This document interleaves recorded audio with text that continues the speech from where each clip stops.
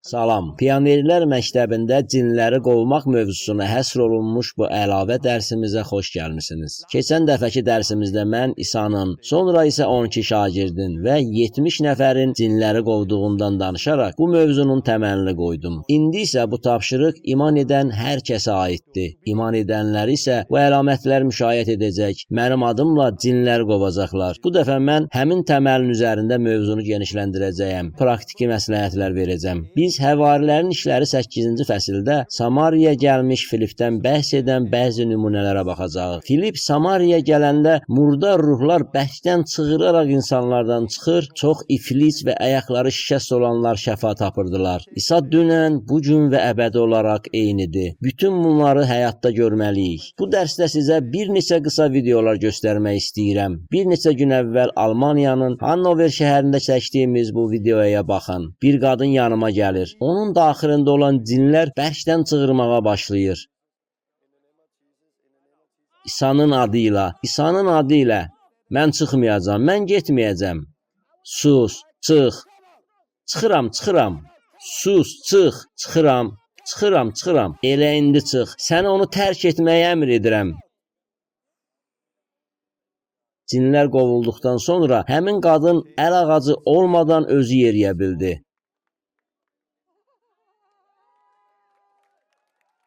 Həvarilərin işləri kitabında oxuduğumuz kimi şəhərdə bol sevinç var idi. Həvarilərin işləri 19-cu fəsildə fərqli hadisələri nəzərdən keçirəcəyik. Verdiyim bütün təlimi cəmləşdirməyə çalışacağam. Əsasən isə məhəbbət olmalıdır. Allahın məhəbbəti bizi həqiqətən azad eləyə bilər. Bu mövzunu sizə izah edərkən Allahın şəxsən məni necə azad etdiyini misal gətirəcəm. Başqalarını necə azad etməsindən danışacağam. Sizin aranızda cinlərdən azad olmağa ehtiyacı olan kəslər üçün dua etməklə bitirəcəyəm.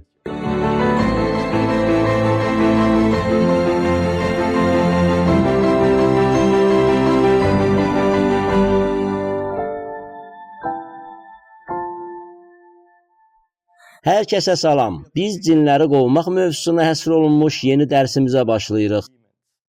Keçən dəfə mən arxamdakı lövhədə gördüyünüz məsələlər barədə danışmışdım. İsa cinləri qovurdu. 12 şagird cinləri qovurdu.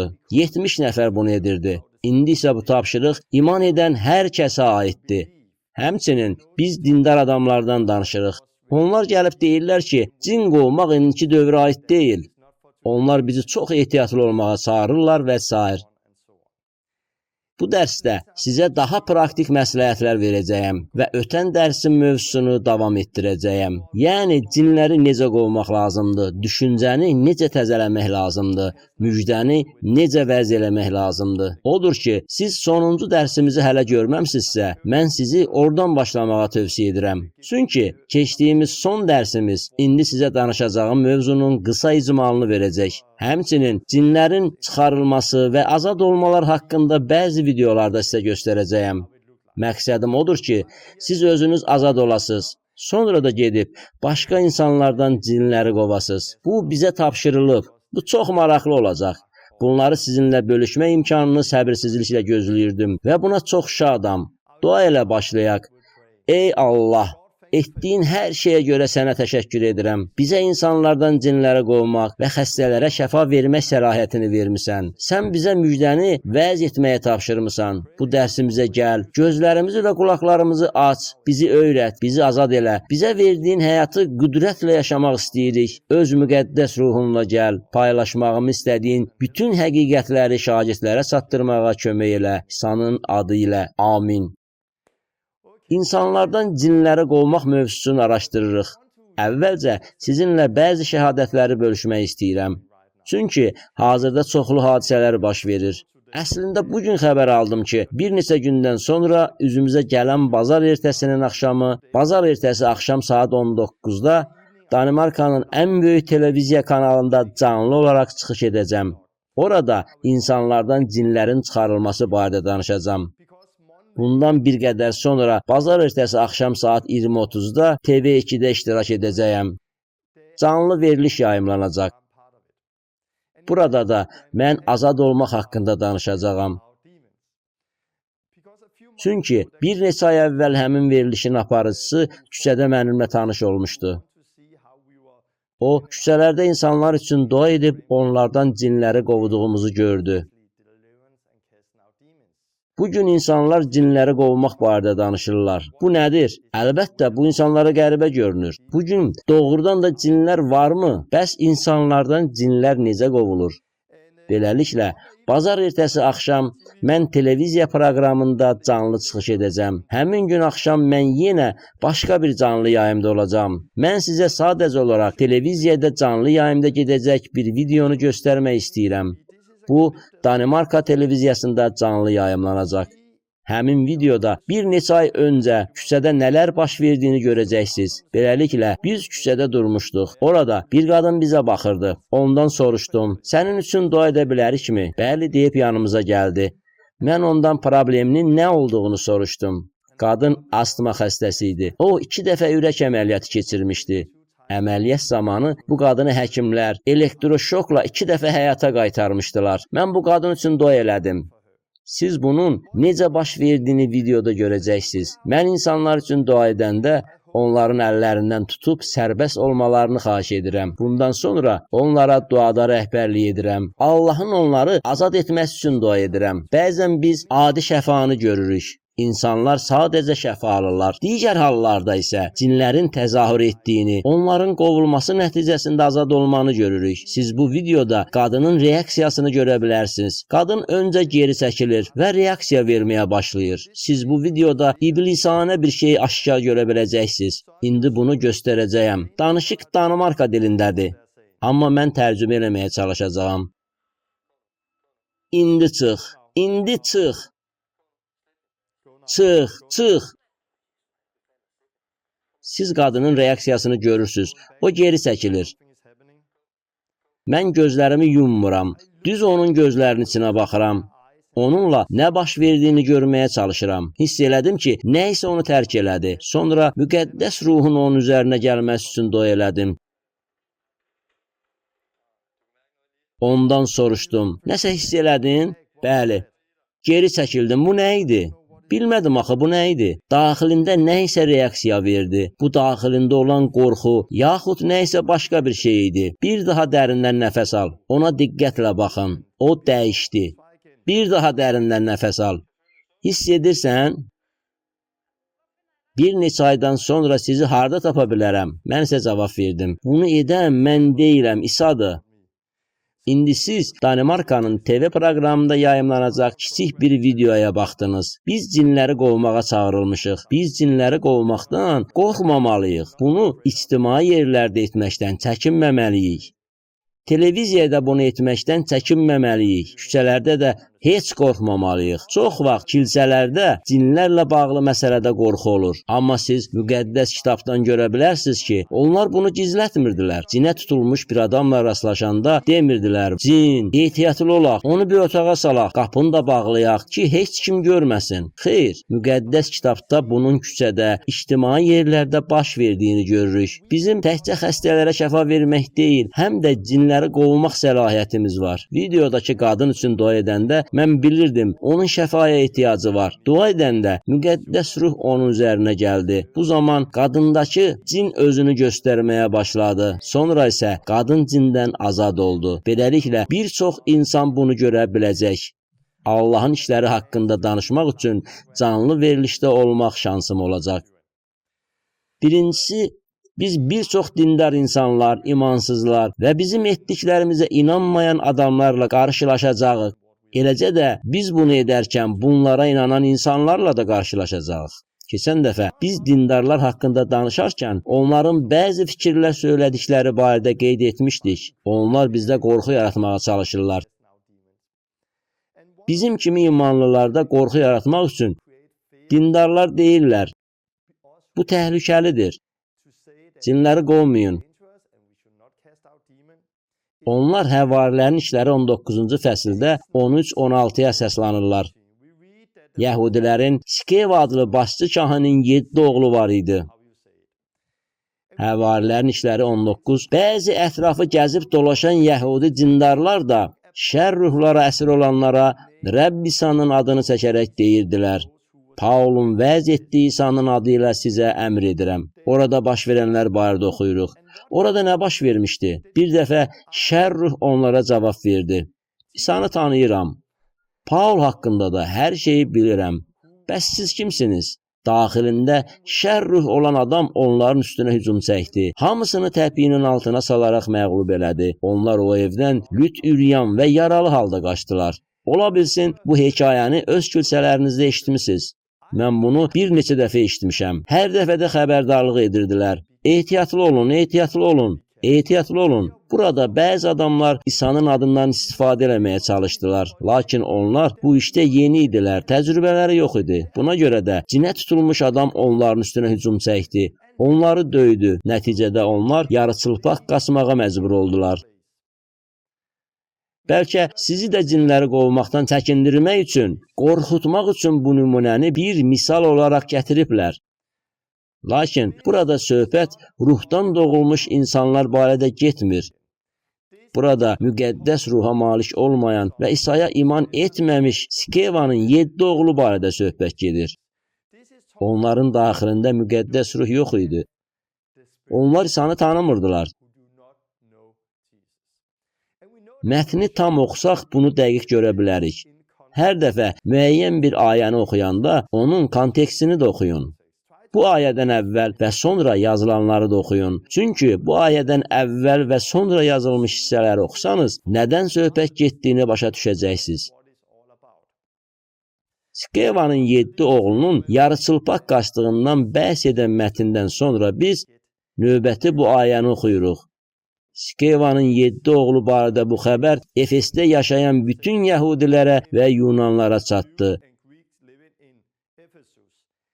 Hamısını bir vahimə bürüdü və Rəbb İsa'nın adının nüfuzu böyüdü. Həvarilərin işləri 19-17. Beləliklə, burada nə baş vermişdi? Cinə tutulmuş bir adam var idi.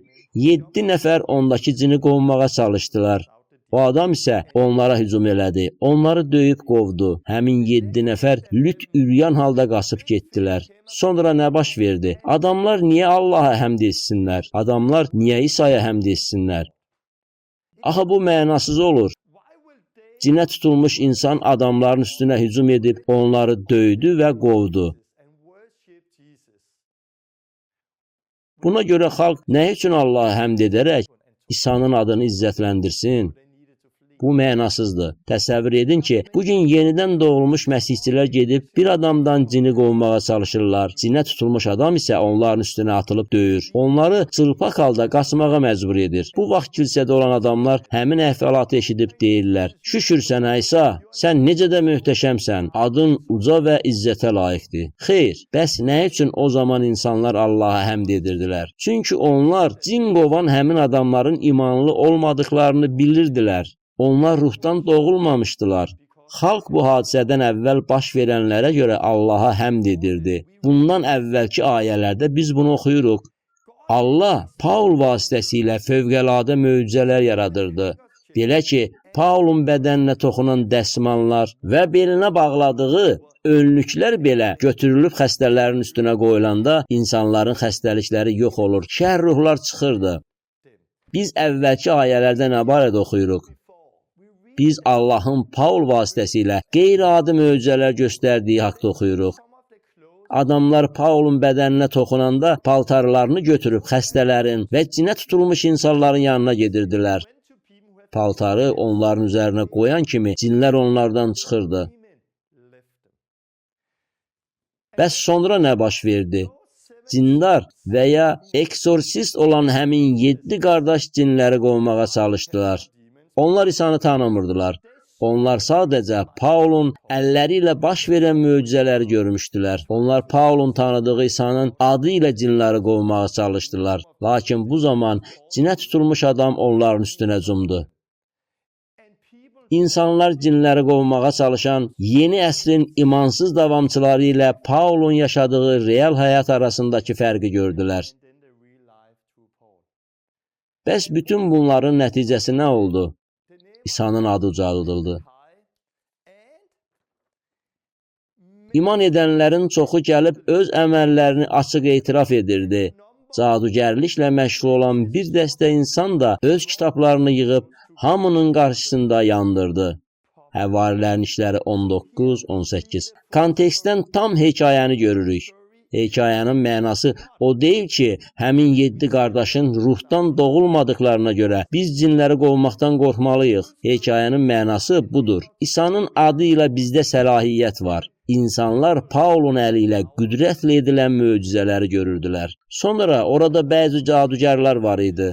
Onlar İsa'nın adından istifadə etməyə cəhd etdilər. Lakin bu onlarda alınmadı. Beləliklə, insanlar cadugərliklə məşğul olan bu insanlarla həqiqi imanlar arasındakı fərqi gördülər. Bəs sonra nə baş verdi? İman edənlərin çoxu gəlib öz əməllərini açıq etiraf edirdi.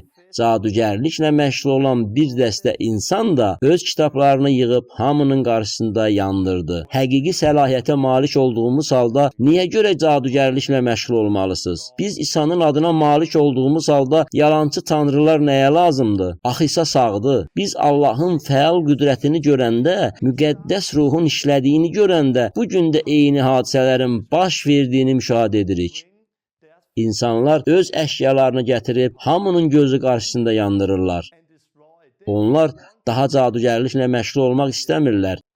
Biz bunu bir neçə həftə əvvəl Almaniyada gördük. Berlində olarkən bir ailəni ziyarət elədik. Artıq ikinci dəfə idi ki, biz onlara gedirdik. İkinci dəfə idi ki, burada insanlardan cinlərin çıxdığını görürdük. Ora yeni insanlar gəlir. Onlar da cinlərdən azad olurdular. Bu zaman onlar yerə sərilirdilər və cinlər də onları tərk edirdi. Onlar şəfa alırdılar, azad olurdular. Həvarilərin işləri 19-cu fəsildə olduğu kimi, bu adamların da cadu ilə məşğul olmaq üçün istifadə etdikləri çoxlu əşyaları var idi. Onlar öz həyətlərində bütün bu əşyaları bir yerə topladılar. Onlar bunları nə etdilər? Hamısını qırdılar. Burada əvvəlki şəkildir. Bu da sonraki şəkil. Əvvəlcə belə idi. Sonra isə hamısını qırdılar. Niyə? Çünki onlar real həyatı gördülər. Əsas olanı başa düşdülər. Biz də bu gün elə bunu etməliyik. Biz Allahın fəal qüdrətini görməliyik. Cinləri qovmaqdan qorxmamalıyıq. Burada oxuduğumuz kimi, Paul bunu ictimai yerdə, küçələrdə edirdi. Adamlardan cinlər çıxırdı. Bunu görənlər var idi. Onlar da eyni şeyi etməyə çalışdılar. Amma alınmadı. Çünki qüdrət yalnız İsa'nın adındadır. Nəticədə bir çoxları tövbə elədi.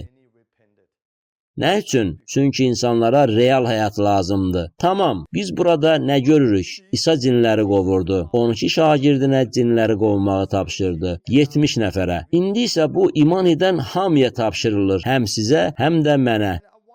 Müqəddəs kitabdan olan yeni nümunə gətirmək istəyirəm. Həvarilərin işləri kitabının 8-ci fəslində Filip barədə oxuyacağıq. Burada Filip haqqında belə yazır.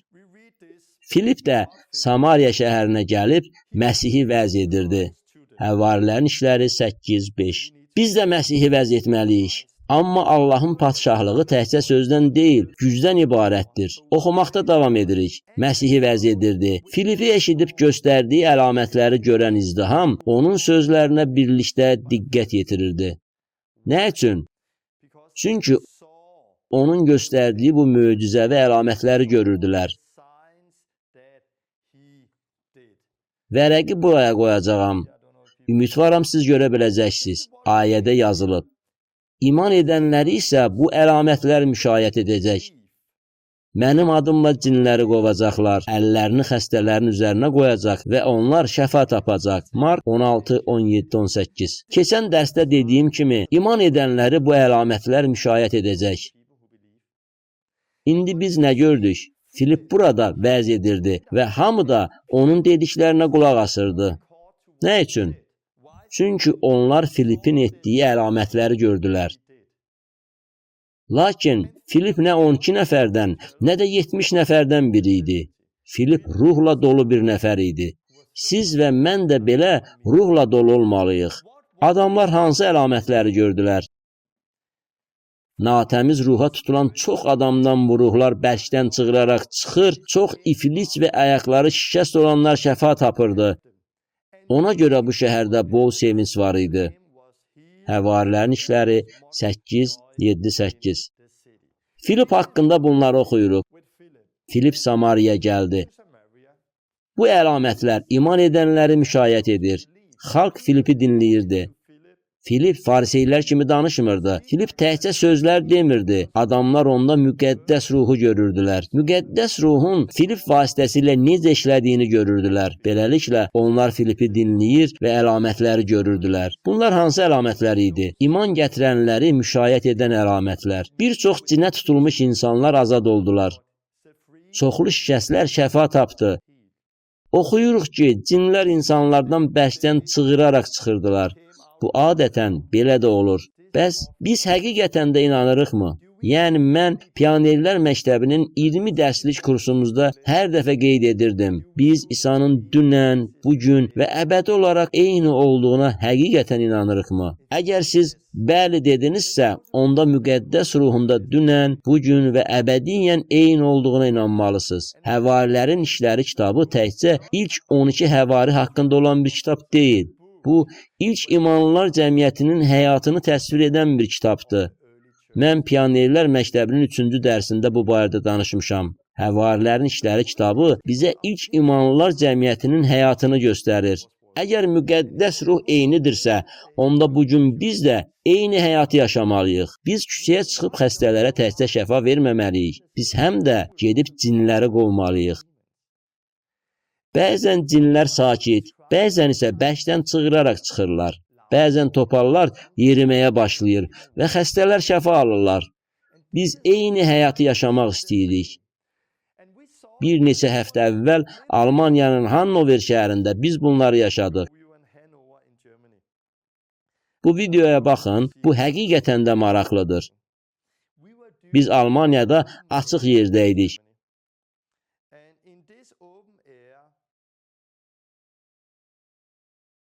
Orada bir qadın mənə yaxınlaşdı. Təxminən 700 nəfər var idi. Bu qadın mənə yaxınlaşdı. Mən onun üçün hələ dua etməyə başlamazdan əvvəl qadındakı cin özünü göstərməyə başladı. Bu videoda tam görünmür. Amma həmin qadın əl ağacı ilə gəlmişdi. Qadın əl ağacı ilə yeriyərək gəldi. O belə yeriyirdi. Əl ağacı ilə. Beləliklə, qadın bizə yaxınlaşdıqda, bu eyni ilə Filiplə olan vəziyyət kimi idi. Bu zaman cinlər bərkdən çığıraraq çıxdılar. Axsaq qadın sərbəst yeridir. Bu, Hannoverdə çəkilmiş videodur. Cəmi 30 saniyə çəkir. Cinin burada nə dediyinə qulaq asmağa çalışın. Hazırsınız? İsa'nın adı ilə. Çıxmayacağam. Sus. Çıx. Sən çox güclüsən, çıxıram. Çıx, sənə əmr edirəm. Bu qadını tərk elə, çıx. Tamam, qalx ayağa. Özün yeriməyə çalış. Hə, indi necədir?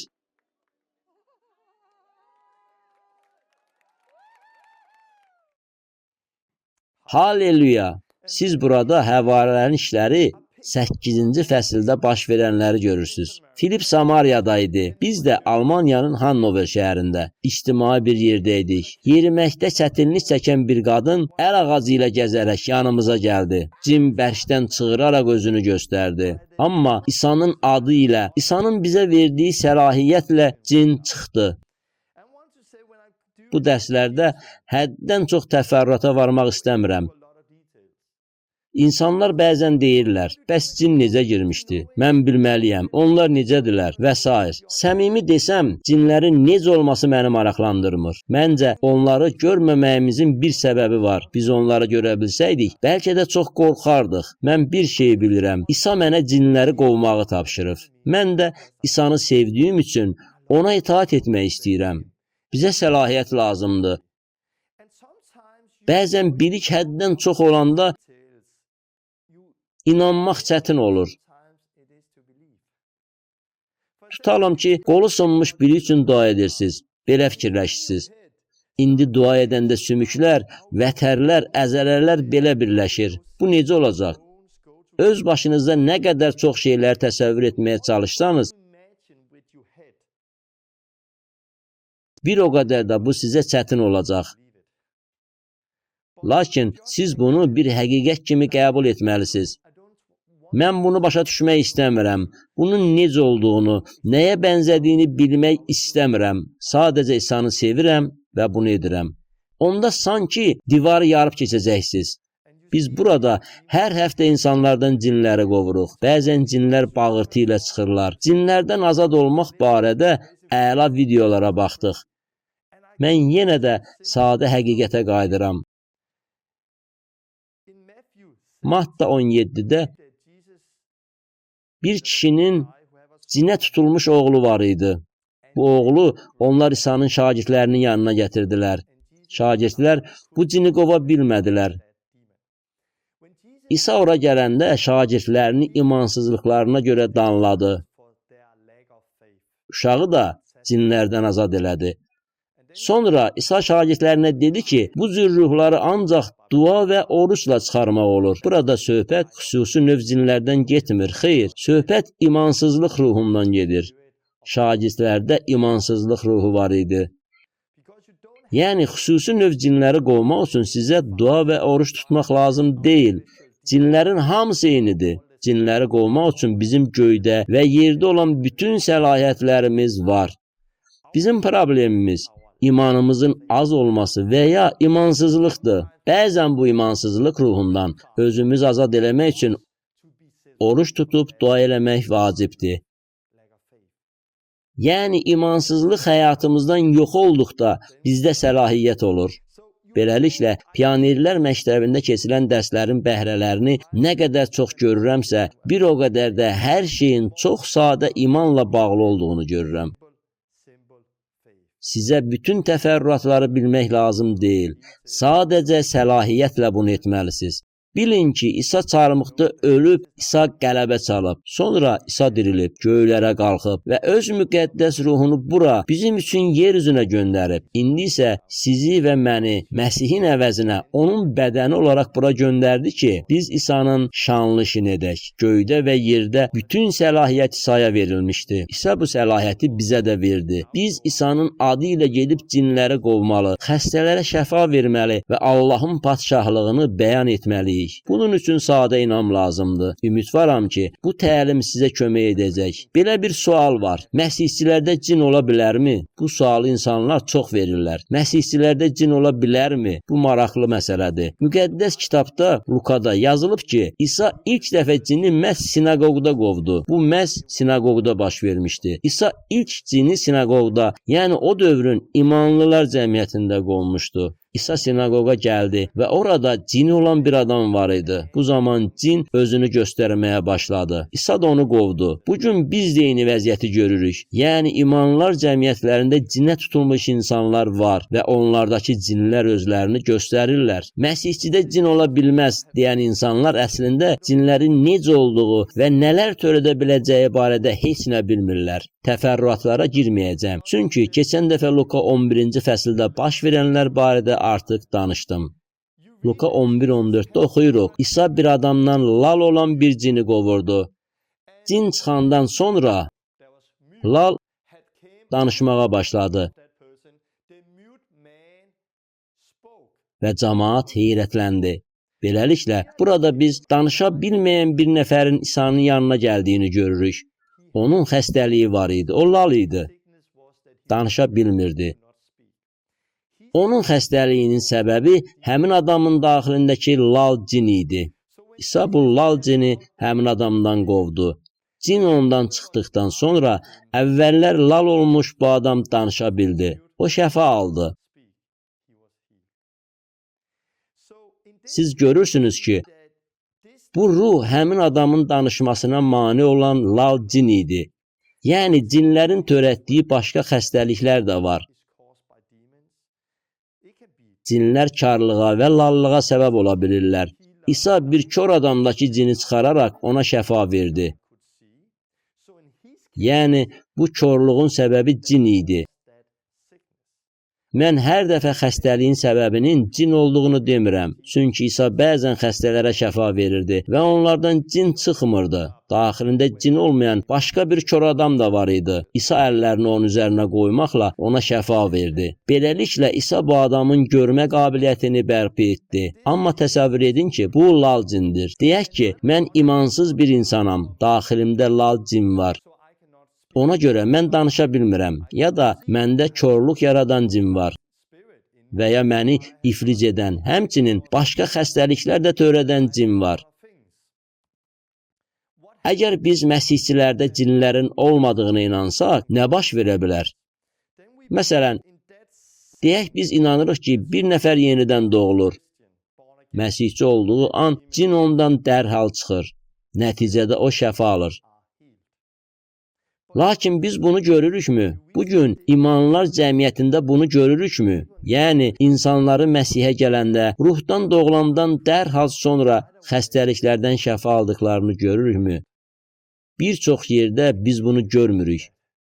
Mən düşünürəm ki, bu belə də olmalıdır. Getdikcə biz bunu daha çox görürük. İnsanlar Məsihin adı ilə vəftiz edildikdən sonra xəstəlikdən şəfa tapırlar. Cinlər onları tərk edirlər. Onlar azad olurlar. Biz bunu getdikcə daha çox görürük. Mən bir neçə gün əvvəl vəftiz olunmuş 37 yaşlı bir nəfər haqqında şəhadəti paylaşdım. İtaliyadan olan bir nəfərlə danışırdım. Onlar gördülər ki, mədə-bağırsaq problemi və digər xəstəlikləri olan insanlar vəftiz olunaraq sudan çıxdıqdan sonra şəfa alır və azad olurdular. Beləliklə, biz bunu getdikcə daha çox görməyə başlayırıq. Lakin adətən biz bunu kilsələrdə görmürük.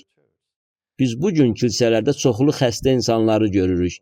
Beləliklə, bir çox xəstə adamları görürük ki, onlarda cin var. Bir çox imanları görürük ki, onların daxillərində cin var. Məsihçilərdə cin ola bilərmi sualını məndən soruşsanız, cavabım budur. Bəli, bu normal haldırmı? Xeyr. Hesab edirəm ki, erkən imanlılar cəmiyyəti bizim bugün eşitdiyimizdən fərqli bir müjdəni təbliğ edirdi. Onlar tövbə, özünü inkar və günahlardan üz döndərmək haqqında radikal bir müjdəni vəz edirdilər. Sonra imanlılar İsa Məsihlə vəftiz olunanda bu sadəcə bir simvol deyildi. Suda vəftiz çox radikal idi. Məsihlə ölürəm və Məsihlə dirilirəm. Onlar cinlərdən azad olurdular. Müqəddəs ruhu qəbul edərək yeni həyata başlayırdılar. Yaxud da Həvarilərin İşləri 8-ci fəsildə oxuduğumuz kimi Filip Samariyaya gəldi. İnsanlar cinlərdən azad olur, şəfa alırdılar. Sonra həmin insanlar suda vəftiz olunduqda onlarda artıq cinlər və xəstəliklər yox idi. Buna görə də o vaxt daxilində cin yaşayan çoxlu məsihçi yox idi. Amma bugün bizim kilsələrimizdə bir çox insanlar hələ ruhdan doğulmayıblar.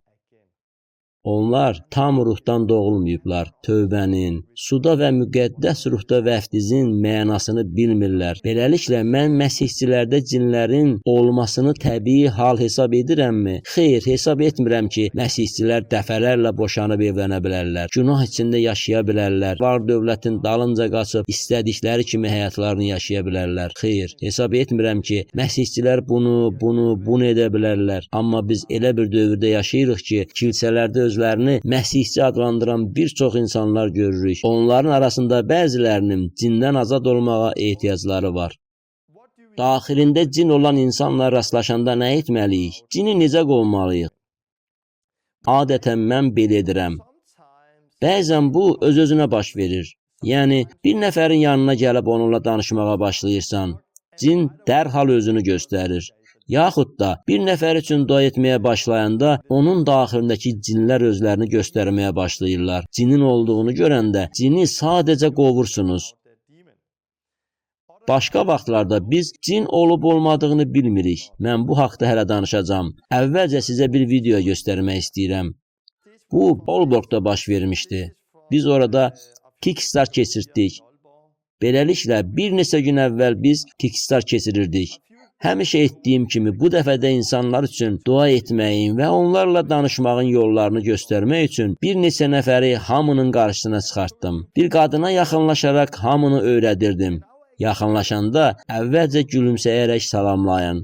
Onların üstünə belə cummayın, ürkərlər. Mülayimcəsinə gülümsəyin. Onlara yaxınlaşıb soruşun. Bağışlayın, sizinlə danışa bilərəmmi? Sizə bir sual verim. Ağrıyan yeriniz varmı? Sizin üçün dua edə bilərikmi? Beləliklə, mən ətrafdakılara bunu göstərmək istəyirdim. Lakin bu zaman bir şey baş verdi. Bir nəfərə yaxınlaşıb dedik. Bağışlayın. Daha başqa sözlər deyə bilmədim. Çünki qadına yaxınlaşıb ona bağışlayın sözü ilə müraciət edən kimi hamı həmin qadında bir cin olduğunu gördü. Çünki qadın qışqırmağa başladı, yerə uzandı. Qadında olan cin özünü təzahür etdirməyə başladı. Həmin qadın hamının gözü qarşısında cindən azad oldu. Mən sizə indi həmin videonu göstərəcəyəm. Bu video o qədər də keyfiyyətli deyil. Bu mənəm. Həmin qadını isə burada görə bilərsiniz. Mən həmin qadına yaxınlaşmışdım ki, ətrafdakı adamlara danışmağın yolunu göstərim. Qadından soruşdum. Bağışlayın.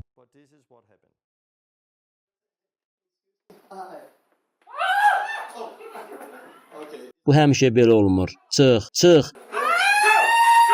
İsa'nın adı ilə əmr edirəm.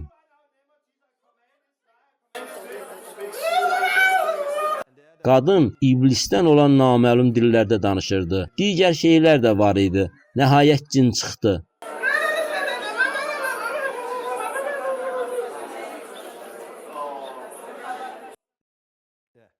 Beləliklə, bu kiçik bir video idi. Gəlin görək burada nə baş verdi. Mən bir nəfərə yaxınlaşdım. Onunla danışmağa başlayan kimi dərhal reaksiya baş verdi.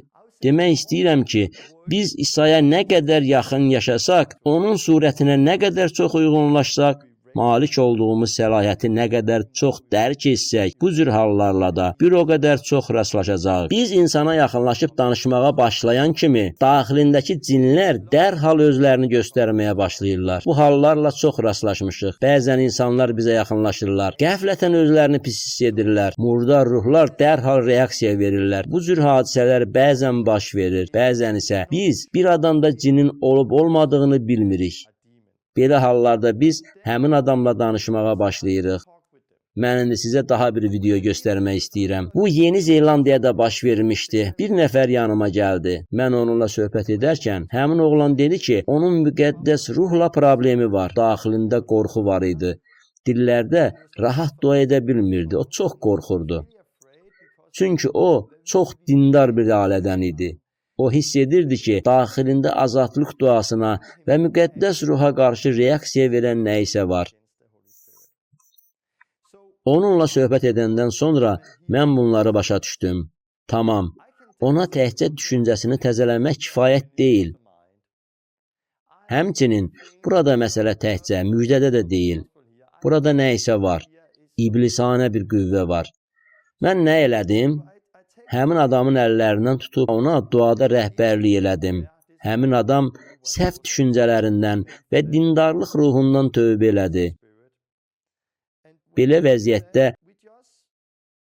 biz sadəcə ruha çıxmağa əmr edirik. Hətta cinlərin təzahürünü görməsək belə biz bunu edirik. Siz də belə edin. Dua edin və əmr edin. Murdar ruh, çıx. Çıx. Din ruhu sənə əmr edirəm. Çıx. İsa da bir xəstəyə belə şəfa verdi. Bir adamın problemi var idi. O lal idi. İsə həmin lal ruha çıxmağa əmr elədi. Əgər mənə bir kəs desə ki, mənim depressiya problemim var, mən dərhal deyirəm, ey depressiya ruhu, eləndi çıx. Problem qorxudursa, qorxu ruhu eləndi çıx. Çıx. Əgər bədəndə ağrı hərəkət edirsə, deyirəm, xəstəlik ruhu, eləndi çıx. Həmin adamın qorxu, dindarlıq ruh və başqa şeylərlə problemi olduğu üçün belə dedim. Dindarlıq ruhu çıx, qorxu ruhu elə indi çıx. Siz səlahiyyətlə həmin ruha çıxmağı təkrar-təkrar əmr edəndə, həmin ruh bunun cavabında reaksiya verməyə başlayır. Əvvəlki dərsdə bunu artıq demişdim. Bəzən bu sadəcə dərin bir ah çəkməkdir. Dərindən bir nəfəslə cin adamdan çıxır. Başqa vaxt isə bu videoda gördüyünüz kimidir. İsa'nın adı ilə indi çıx. Çıx, çıx. Gördüyünüz kimi, mən səlahiyyətlə ruhlara oğlandan çıxmağı əmr elədim. İsa'nın adı ilə çıx. Mən hiss elədim ki, nə isə yuxarı qalxaraq məni tərk elədi. Özümü azad hiss elədim. Allahın sülhünü hiss elədim. Dedim, Rəbb, məni azad elədiyin üçün sənə şükür edirəm. Bu başqa bir nümunə idi. YouTube kanalındakı filmdə və buna bənzər çoxlu videolar var. Mən sizə onlara baxmağınızı tövsiyə edirəm. Beləliklə, biz nə edirik? Bəzən cinlər aşkar təzahür edirlər. Siz cini görəndə əmr edin. İsa'nın adı ilə çıx. Cinin adama girdiyinin səbəbini bilmək sizə lazım deyil. Cinlərin sayını bilmək sizə lazım deyil. Məsələni çətinləşdirməyin. YouTube'dakı bir çox videolar var ki, insanlar qəribə şeylər edirlər. İnsanlar cinlərlə danışırlar, hətta onlardan müsahibə də götürürlər. Mən bunu müqəddəs kitabda görmürəm. Əslində, mən bunu düzgün hesab etmirəm. Cin danışanda İsa ona cavab verirdi. Amma çox vaxt İsa cinə sus deyirdi. Sus və bu adamdan çıx. İsa cinlərlə diyaloqa başlamırdı, sual vermirdi.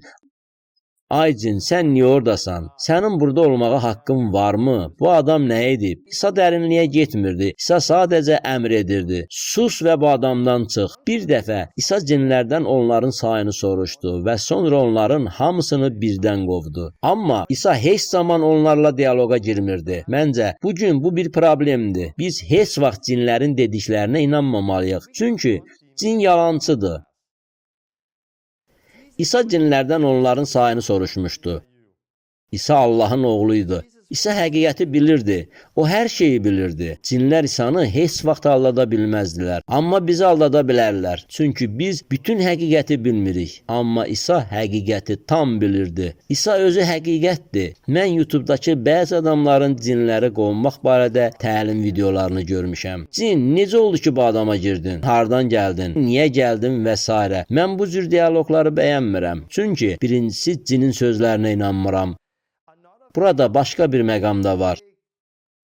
Biz cinlərlə danışmağa başlayanda azad olmağa ehtiyac duyan insan barədə unuduruq. Cin danışanda insan əzab çəkir.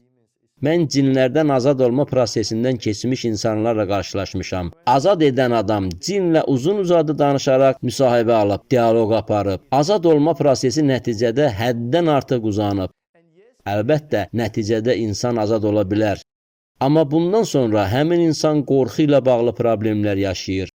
Çünki cinin insanın bədənindən istifadə etməsi, onun vasitəsilə danışması həmin adam üçün heç də asan təcrübə deyil. Ona görə də mən hesab edirəm ki, biz bunu mümkün qədər tez və cəld etməliyik. Çox şey lazım deyil. Sadəcə səlahiyyətlə əmr edin. Bəzən insanlar məndən soruşurlar, nə üçün mən qışqırıram? İnsanların cini eşitməsini istəmədiyi üçün qışqırıram. Cin qışqırdığı üçün mən ondan daha yüksək səslə qışqırıram. Başqa vaxt isə düzünü desəm, qorxumu hiss etmirəm. Üçün qışqırıram. Bəzən mənim özümə də qorxu gəlir, amma qorxunu hiss etmək istəmirəm. Buna görə də qışqırıram. Bu vəziyyətdə səlahiyyəti öz əlimə alıram. Əlbəttə ki, cinlər mənim uca səsimə görə çıxmırlar. Məsələn, bunu təsəvvür edin. Tutalım, evinizə çox çirkli bir it girib. Siz əlbəttə ki, deməyəcəksiniz. Ay it, zəhmət olmasa çölə çıxa bilərsən? Heç itayət etməyəcək. Əmr etsəniz, çıx bayıra, çıx. Onda köpək sizin ciddi olduğunuzu başa düşür. Cinlərlə də eyni ilə belədir. Əgər siz desəniz, ay cin, zəhmət olmasa çıx. Əlbəttə, cin qulaq asmayacaq. Amma siz desəniz, çıx. Bu halda heç qışqırmağa da ehtiyac yoxdur. Lakin siz bunu elə bir hökmlə deməlisiniz ki, cin çıxmalı olduğunu başa düşsün. İndi isə dərsimizə davam etməzdən əvvəl adamların mənə verdiyi daha bir suala toxunmaq istəyirəm. Maddə 12-də murdar ruhların qayıtması barədə oxuyuruq. İsa deyir ki, murdar ruh insanlardan çıxandan sonra ətrafı gəzib dolaşır. Əgər ev boş qalsa, daha 7 başqa cinlə ora qayıdacaq. Adamlar bəzən bu misaldan istifadə edərək deyirlər ki, imansız insanlardan cinləri qovmaq olmaz, çünki onlarda müqəddəs ruh yoxdur. Həmin cinlər bu insana qayıdacaqlar.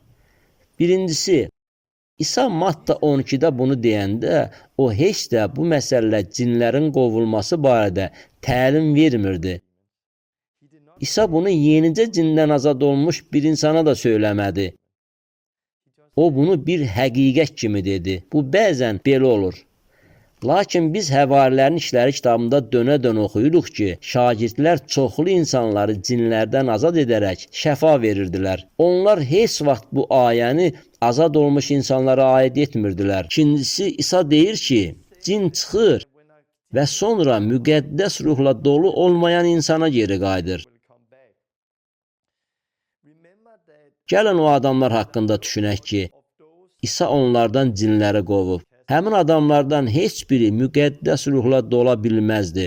Onlardan heç birində müqəddəs ruh yox idi. Çünki İsa yer üzündə yaşadığı zaman müqəddəs ruh hələ verilməmişdi.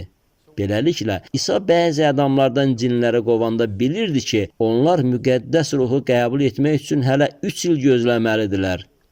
İsa bilirdi ki, bu adamlar müqəddəs ruhla o vaxt ola bilməzdilər.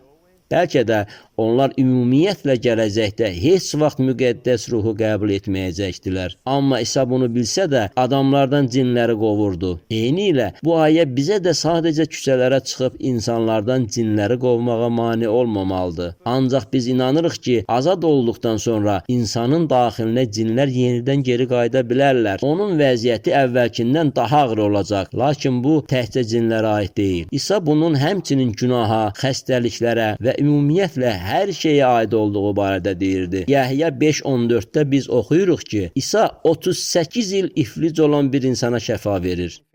İsa ona heç nə demədi, ona şəfa verdi. Daha sonra məbəddə onunla görüşərkən İsa həmin adama dedi: "Bax, sən sağaldın. Bir də günah etmə ki, başına daha pis iş gəlməsin." Yəhya 5:14. İsa iflic xəstəliyindən şəfa verdiyi adama deyir: "Bax, sən sağaldın. Bir də günah etmə ki, başına daha pis iş gəlməsin." Bizə xəstələrə şəfa vermək və insanlardan cinləri qovmaq tapşırılıb. Bəzən hiss edəcəksiniz ki, insanlardan cinləri qovduqdan və ya şəfa verdikdən sonra onlara bu sözləri deməlisiniz. Sən indi günahdan əl çəkməlisən, əvvəlki həyat tərzindən üz döndərməlisən. Əks halda daha betəri başına gələcək. Bəzən siz bunu deməyin lazım olduğunu hiss edəcəksiniz. Bəzən isə siz bunu deməyin lazım olmadığını hiss edəcəksiniz. Müqəddəs kitabda oxuduğumuz kimi. Gəlin indi bütün bunları cəmləşdirək. Biz dedik ki, İsa cinləri qovurdu. İsa'nın 12 şagirdi cinləri qovurdu. 70 nəfər də cinləri qovurdu. İman edənləri bu əlamətləri müşahidə edəcək. Filipə də nəzər saldıq. Filipi eşidib, göstərdiyi əlamətləri görən izdiham onun sözlərinə birlikdə diqqət yetirirdi. Bugün bu sizə və mənə də aiddir. Bizdə səlahiyyət var. Sizə çox bilik lazım deyil. Siz sadəcə İsa'nın çarmıqda nə etdiyini bilməlisiniz. Həmçinin özünüzdə səlahiyyətin olduğunu bilməlisiniz. Sizə cinlərin insana hansı səbəbdən daxil olduqlarını, onların sayını bilmək lazım deyil. Bütün bu təfsilatlara qəti ehtiyac yoxdur. Bir şəxslə qarşılaşanda, bir reaksiya görəndə onda cinin olduğunu bilin. Onda sadəcə səlahiyyətlə həmin cinə o adamdan çıxmağı əmr edin. Bəzən insan öskürür. Cin çıxır. Siz həmin insanın cindən azad olduğunu görürsünüz. Digər hallarda rahat olur. Əmin olmayanda həmin insana sual verin. Necəsən? Özünü azad hiss edirsənmi? Yox, hələ var. Yaxşı, yenə dua edək. Yenə dua edirsiniz və cinə çıxmağı əmr edirsiniz. Bizə cinləri qovmaq səlahiyyəti verilmişdir. Bizə heç kimdən icazə istəmək lazım deyil. Biz sadəcə gedib bunu etməliyik. Bundan başqa, keçən dəfə dediyim kimi, demək olmaz ki, hər şey cinlərlə əlaqəlidir. Biz cinləri qovuruq. Düşüncəni isə təzəliyirik. Biz heç də düşüncəmizi qovmuruq. Murdar ruhları da təzələmirik. Biz cinləri qovuruq, düşüncəni isə təzəliyirik. Lakin keçən dəfə qeyd etdiyim kimi bəzən bunlar kifayət eləmir. Müjdəni paylaşmalıyıq. İndi mən bütün bunları bir yerə toplayacağam. Məsələn, siz bir nəfərlə danışdıqda və ya kiminsə şəfası üçün dua edəndə, cin özünü göstərəndə, siz sadəcə səlahiyyətlə bu cini qovun. Yaxud da bəzən bir nəfər yanınıza gəlib sizdən xahiş edir. Mənim bir problemim var, mənim üçün dua edə bilərsənmi? Çox vaxt siz belə cavab verə bilərsiniz. De görüm problemin nədir? Onun problemini dinləyəndə siz öz ağlınızda onların azad olmaları üçün nəyə ehtiyacları olmasını anlaya bilərsiniz. Məsələn, kimsə yanınıza gəlib deyir: "Ah, mənim pornoqrafiya ilə problemim var. Mən internetdə çoxlu pornoqrafiyaya baxıram. Bundan çox asılıyam. Mənə çox çətindir." Bu halda səbəb fərqli ola bilər. Bəlkə də onun düşüncəsini təzələmək lazımdır. Yaxud bu, onun daxilində olan murdar ruh da ola bilər. Bu zaman onu mütləq cindən azad eləmək lazımdır. Belə bir nəfərlə rastlaşanda ilk suallarım belədir. Müjdə barədə nə düşünürsən? Tövbə etmisən? Yaxud hansısa günahda yaşayırsan? Bəlkə sənə yalnız bu günahdan azad olmaq çətindir. Tövbə etmisən? Rəbb ürəyini yeniləyibmi? Növbəti sual budur. Tövbədən sonra suda vəftiz oldunmu? Müqəddəs ruhu aldınmı? Keçən dərslərdə qeyd etmişdim ki, müqəddəs kitab günah edən hər kəsin günahın qulu olduğunu deyir. Həmin adam internetdə çoxlu pornoqrafiyaya baxıb və bu səbəbdən də bu günahın köləsi olub. Əlbəttə ki, ona bu günahdan tövbə etmək lazımdır. Ona həmçinin öz günahlı bədənini suda bastırmaq da vacibdir. O, günah edən bədənini suyun altında qoyub çıxmalıdır. Mən günahın köləsi olan bir çox insanları görmüşəm ki, onlar suyun altına girib çıxandan sonra azad olurlar. Günahın köləliyi onları dərhal tərk edir. Buna görə də mən onlara bu 3 sualı verirəm. Bəs bu necə? Bəs bu? Tutalım ki, o cavab verir. Tövbə etmişəm, suda vəftiz olunmuşam, məndə müqəddəs ruh var, dillərdə danışıram. Onda mən ona deyirəm, birlikdə dua edək, görək nə baş verir. Əllərindən tutub tövbə duasında ona rəhbərlik edirəm. Hələ bilmirəm, problemi cindir, yoxsa düşüncəni təzələməkdir. Buna görə də mən bütün addımlardan keçirəm. Beləliklə, tövbə duasından dərhal sonra mən onda cin varmış kimi danışıram. Belə əmr edirəm. Murdar ruh, çıx. Sənə indi çıxmağa əmr edirəm. İndi çıx. Ey aludəçilik və pornoqrafiya ruhu, sənə əmr edirəm. Ondan çıx, əmr edirəm. Elə indi ondan çıx. Onda sanki cin varmış kimi əmr edirəm. Təxminən belə duanı 10-15 saniyə edəndən sonra həmin adam tez-tez dərindən nəfəs almağa başlayır. Daxilindəki cin təzahür edir. Bu ruh ondan öskürəklə çıxana qədər əmr etməkdə davam etməlisiniz. Cin onu tərk edir. Cin çıxandan sonra ona belə demək lazımdır. Artıq cin səndən çıxdı. İndi sən düşüncəni təzələməlisən. Romalılara 6-cı fəsli onu oxuyun. Bu sözləri etiraf etsin. Mən günahdan azadam. Günah artıq üzərimdə ağa deyil və s. Beləliklə belə etmək lazımdır. Amma onun üçün dua edərkən iblisanə təzahürlər olmadıqda belə demək lazımdır. Səndə cin yoxdur. Çünki məndə səlahiyyət var. Mən əmr elədim. Lakin heç nə baş vermədi. Sənə təkcə öz düşüncəni təzələmək qalır. Sən azad olduğunu başa düşməlisən. Sonra mən ona məsləhət edərdim ki, Romalılara 6-nı oxusun. Bu barədə dua eləsin. O, bu fəsli anladıqdan sonra azad olacaq. Bu bir nümunə idi. İndi isə başqa bir nümunə. Bir qadın yanıma gəlir və deyir, mənim həddən çox yemək yeməklə problemim var. Ona bu sualı verirəm. Tamam, bu problem necə başladı? Onda görürsən ki, yemək problemi heç də əsas problem deyil. Yemək problemi əsas problemin yalnız bir hissəsidir. Onun əsas problemi bəlkə də valideynləri ilə bağlıdır. Onları bağışlamayıb. Qəlbində yara var. Yaxud məktəbdə uşaqlar onu lağa qoyurdular. Səbəb də budur. Beləliklə, problem olanda onun kökünə varmaq lazımdır. Beləliklə aşkar olunur ki, problem murdar ruhdur. Yaxud əvvəlcə bir hadisə baş verib. İnciklik, kin. Lakin bu cinlər üçün qapı aça bilər. Ona görə də mən ondan əvvəlcə müjdə barədə soruşardım. Siz tövbə etdinizmi? Suda və müqəddəs ruhla vəftiz olundunuzmu? Verilən cavab mənfi olduqda, bu zaman mən ona müjdəni danışardım. Nə lazımdırsa onun üçün edərdim. Müjdəni bilirsə, onda soruşardım. Sizi incidənləri bağışlamağa, yəni bu acını buraxmağa hazırsınızmı?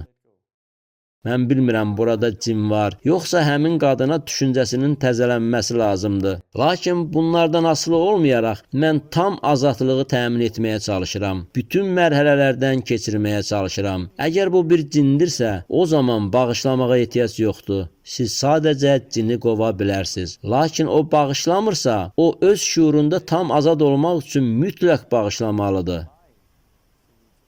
Ümid edirəm ki, siz bunu başa düşürsünüz. Beləliklə, mən nə edirəm? Mən duada ona rəhbərlik edirəm və deyirəm, səni məktəbdə lağa qoyanları bağışlamağa hazırsanmı? Öz valideynlərini bağışlamağa hazırsanmı? Buna son qoymağa hazırsanmı? Əgər o razıdırsa, mən onun əllərindən tutub tövbə duasında ona rəhbərlik edərdim. Məni incidən insanları bağışlayıram. Bu duanı bitirən kimi deyirəm, azad ol, azad ol, azad ol, çıx ondan. Mən bu cinə əmr edirəm. Elə indi bu qadını tərk elə. İndi çıx. İsa'nın adı ilə ondan çıx.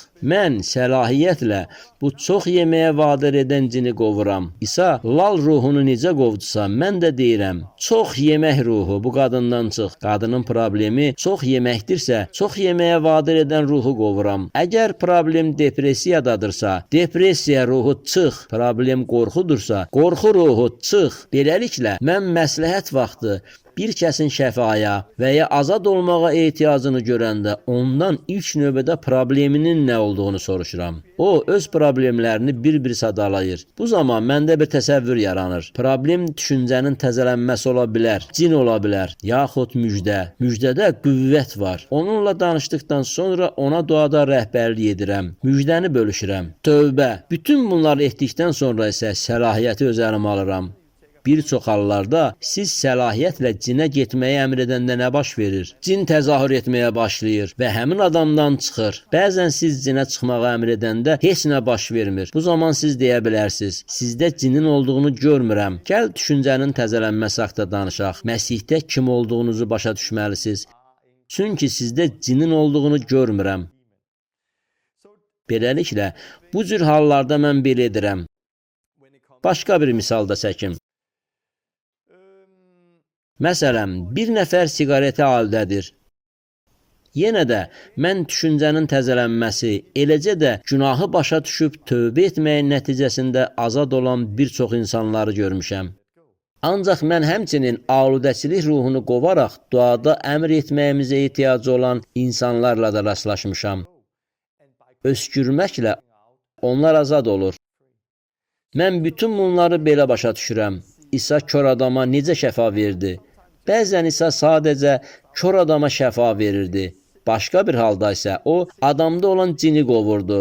Beləliklə, hər bir xəstəliyin və aludəçiliyin çarəsi ya düşüncənin təzələnməsi, ya da cinlərin qovulması ola bilər. Bir çox hallarda müjdə problemi aradan qaldıra bilər. Çünki müjdədə tövbə vasitəsilə düşüncənin təzələnməsi var. Günahlı həyatın su vəftizində bastırılması var. Yeni həyatı yaşamaq üçün müqəddəs ruhun qüdrəti var.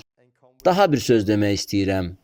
Cin qovmaqdan danışarkən, İnsanlar normal həyatın nə olduğunu başa düşməlidirlər. Cinlərlə bağlı çox problemləri olduğunu düşünən insanlarla görüşürəm. Halbuki bu adi, bütün insanlarda olan problemlərdir. Məsələn, çox vaxt bu nümunədən istifadə edirəm. Maşın sürəndə bəzən ağlıma belə fikir gəlir. Sükanı tez çevirsəm, yoldan uçub gölə düşsəm və ya qarşı yola çıxıb yük maşınına çırpsam nə olar? Ağlıma bəzən belə bir fikir gələ bilər. Toplantıda adamlara bu sualı verirəm. Kimin ağlına belə fikirlər gəlib? Orada olanların 30 və ya 40% əllərini qaldırırlar. Bu mənim üçün böyük problem deyil. Bir çox insanlar üçün də bu böyük problem deyil. Çünki biz bilirik ki, əqlimizə belə bir fikir gələndə sadəcə olaraq onu rədd edirik. Biz bunu heç zaman etməyəcəyimizi bilirik. Bunu etməmək üçün bizdə azadlıq var. Amma cinlərdən çox qorxan adamlar var. Onlar hər yerdə burada cin, orada cin görürlər. Belə adamların ağlına bu cür fikirlər gələndə onlar hər dəfə toplantıdan sonra yaxınlaşıb deyirlər: "Mənim üçün dua elə. Cinlər mənə hücum edirlər." Məndə cinlər var. Çox vaxt onlar özlərində ciddi problemlərin olduğunu düşünürlər. Amma bu heç də belə deyil. Bu fikirlər adi insanların da ağlına gəlir. Biz problemlər olan bir dünyada yaşayırıq. Ağlımıza hər cür fikirlər gələ bilər. Fikirlər vasitəsilə biz sınaqlara çəkilirik. Amma əsl azadlıq heç bir sınağa çəkilməmək deyil. Sınağa çəkilərkən bunu etməməkdir. Normal məsihçi həyatı nədir? Bəzi insanlar məsihçi həyatının belə olduğunu düşünürlər. Yəni siz məsihçi həyatınızı başlayırsınız və hər şey asanlıqla gedir. Amma bu heç də belə deyil. Həyatınız məsihçilikdən əvvəl belə ola bilər. Amma həqiqi məsihçi həyatı daha çox buna bənzəyir. Bu lap elə mənim həyatımı göstərir. Üzərimə hücumlar olur. Sonra böyük bir hücum olur. Sonra isə böyük maniyəni yarıb keçirəm. Sonra yenə hücumlar. Yenə böyük hücum. Sonra yenə maniyəni yarıb keçirəm. Biz məsihçilərin həyatı belə olur. Təsəvvür edin ki, mən xəstəxana çarpayısında uzanmışam. Kardioqramma ürəyimin döyüntüsü belə göstərir. Mit. Əgər ürəyimin kardioqramması belə göstərirsə, deməli mən ölüyəm.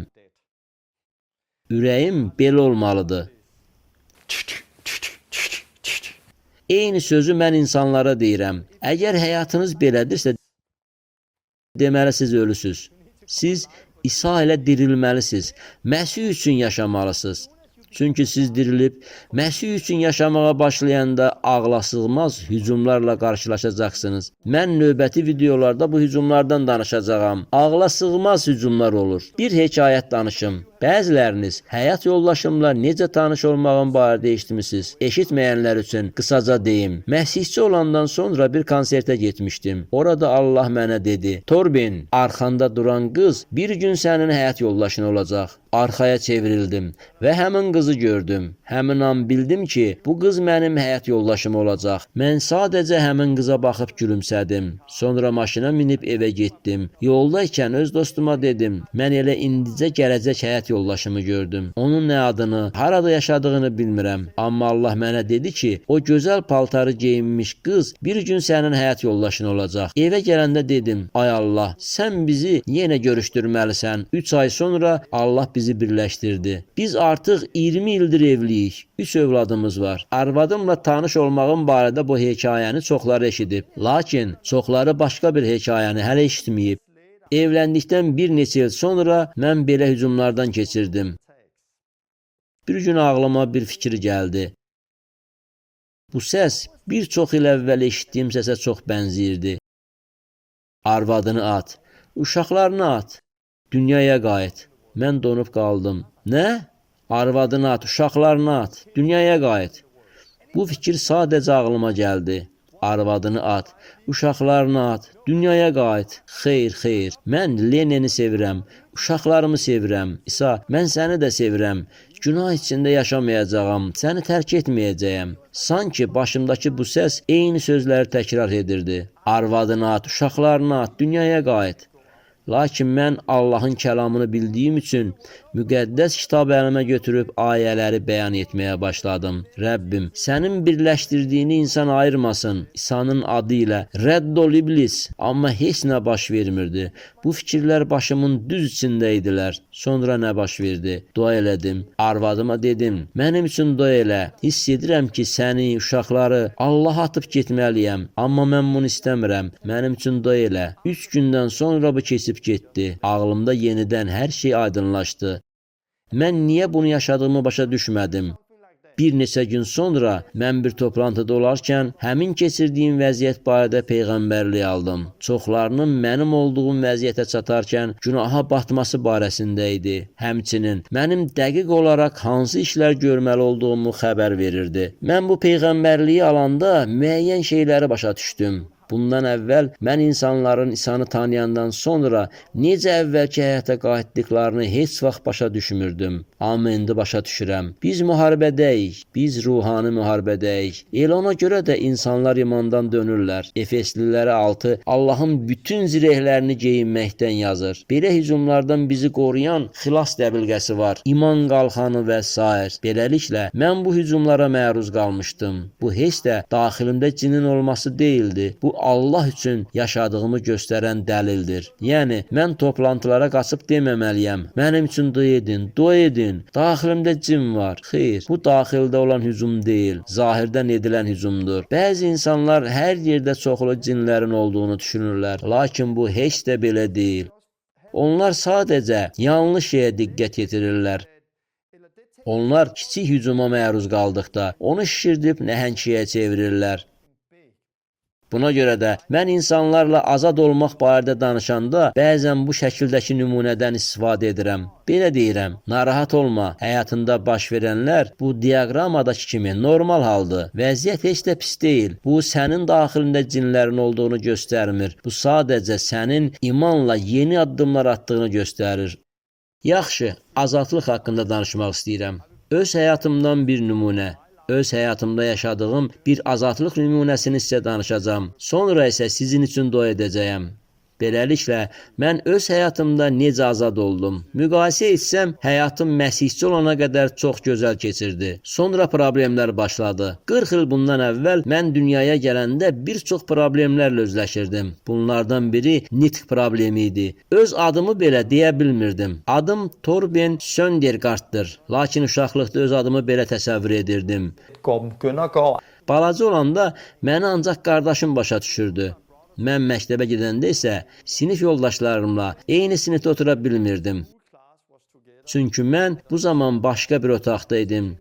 Bir müəllim mənə sözləri tələffüz etməyə və danışmağı öyrədirdi. Mən sözləri və hecaları tələffüz etməyə çalışırdım. Lakin bu mənim üçün heç də asan deyildi. Bundan başqa, mən nə yazmağı, nə də oxumağı bacarırdım. Mənim bu cəhətdən böyük problemlərim var idi. Yenə də öz sinifimizdə hamı ilə otura bilmirdim. Çünki oxuyub yazmağıma kömək edəcək digər bir müəllim başqa bir otaqda mənimlə ayrıca məşğul olurdu.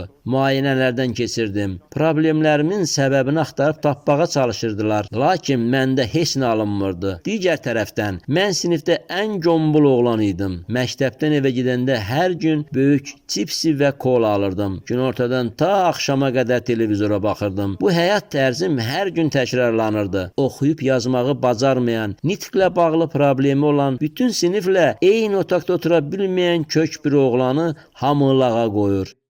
Sinifdəki uşaqlar mənə daim sataşırdılar. Mən isə məktəbdən ağlaya-ağlaya evə gəlir və öz xəyallarımda yaşayırdım. Məktəbi bitirəndə qəti özümə inamım yox idi. Yaşadıklarıma görə daxilimdə çoxlu mənəvi yaralar var idi. Bu məktəbi bitirəndən sonra başqa məktəbdə bir il oxudum.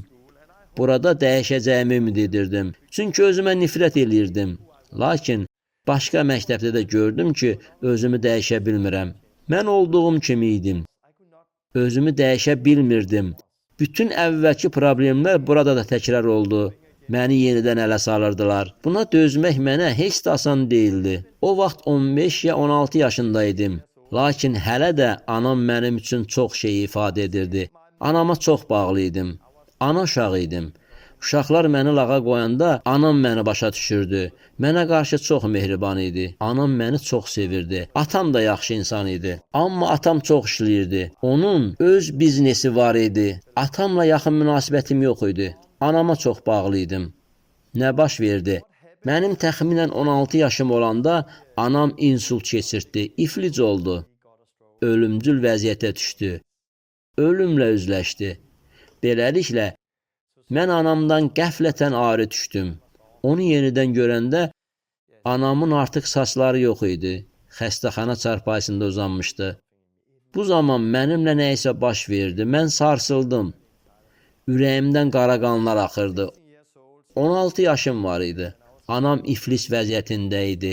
Xəstəxana çarpayısında uzanmışdı. Süni nəfəs vermə avadanlığına qoşulmuşdu. Bir dəfə anam özünə gəlib biraz danışmağa cəhd elədi. O ağzındakı süni nəfəs vermə avadanlığını çıxartmağa çalışırdı. Mən isə onun yanında dayanıb yalvarırdım. Yox anacan, bunu eləmə. Anam isə yenidən çalışırdı. Mən də deyirdim. Yox anacan, bunu etmə. Anam mənə baxıb zəhmli səslə əmr etdi. Get burdan, yoxsa səni öldürərəm. Bu hələ də yadımdadır. Elə bil dünən olub. Get burdan, yoxsa səni öldürərəm. Anamın dediyi bu sözlər sanki bıçaq kimi ürəyimə saplanıb məni öldürdü. Daxilimdə sanki nə isə qırıldı. Anamsa hələ 1 il yarım xəstəxanada yatdı. Bu müddət ərzində mən çox əziyyət çəkirdim. Bir neçə il sonra mənim bir rəfiqəm, yəni sevgilim oldu. O mənə xəyanət elədi. Mən də ona xəyanət elədim. Bu da bir travma idi. Onun etdiyinə görə, öz əməlimə görə mən əzab çəkirdim. 18 yaşım olanda özümə güvənim yox idi. Nə oxuya, nə də yaza bilirdim. Bütün həyatım boyu yalnız kiçik bir kitab oxumuşdum. Anamla baş verən hadisələr məni çox yaraladı. Anamın xəstəliyi ucbatından ətrafıma böyük bir sədd çəkdim. Mən böyük bir travma almışdım. İnsan travma alanda o özünü qorumaq üçün ətrafında sədd yaradır ki, bir daha belə zərbə almasın. Heç kimə mənə yaxınlaşmağa imkan vermirdim. Heç kim mənə emosiya və hiss haqqında nəsə deyə bilməzdi. Mənim bununla çox böyük problemlərim var idi. O zaman mən heç sevgiyə də inanmırdım. Çünki sevgilim xəyanət edərək məni yaralamışdı. Beləliklə 18 yaşında həyatımda belə idi. Bir çox problemlər, ata-anamla olan münasibətlərdə aldığım yaralar. Amma sonra Allah həyatıma gəldi. Möhtəşəm, müqəddəs ruh daxilimə gəldi.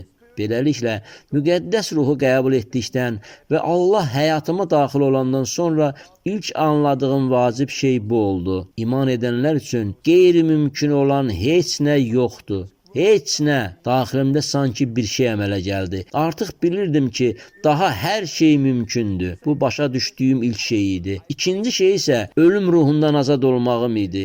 Əvvəllər ölümdən çox qorxurdum. Lakin müjdəni biləndən sonra ölüm qorxusu keçdi. Çünki daxilimdə nəsə baş verdi. Sonra isə Allah mənə şəfa verməyə və məni azad etməyə başladı.